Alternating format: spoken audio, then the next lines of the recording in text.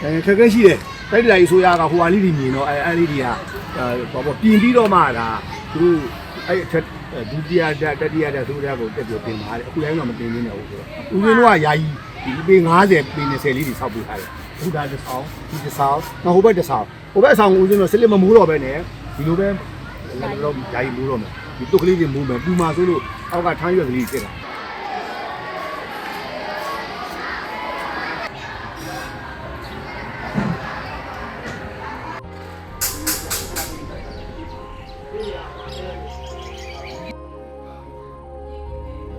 Cracks spread like spiders' webs across the four-story school building. 1,370 students take turns to attend classes in this unsafe building. 200 boarding pupils and people displaced by civil conflict are living under metal shelters. When the Dharma master says, "Please wait a little longer," his words convey not just helplessness but also deep sorrow.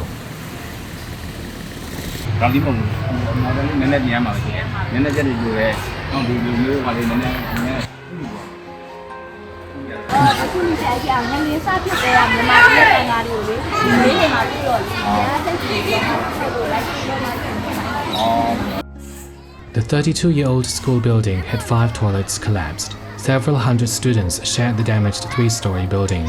Teachers let the children use their own toilets. Young novices collected 14 kilograms of rice on alms rounds. Pointing to the exposed ceiling frame, the Dharma master said, "With just 2 modular classrooms, the children will feel at ease."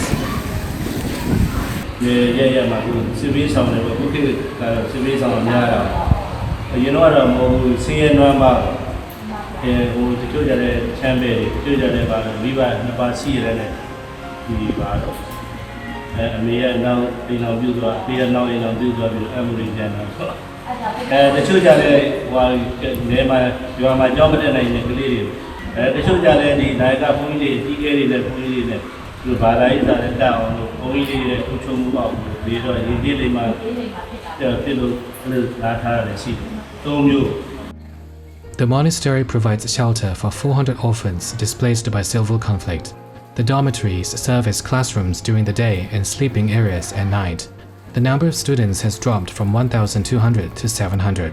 The Dharma master holds a list of urgent needs. The items most lacking are stationery and compassion.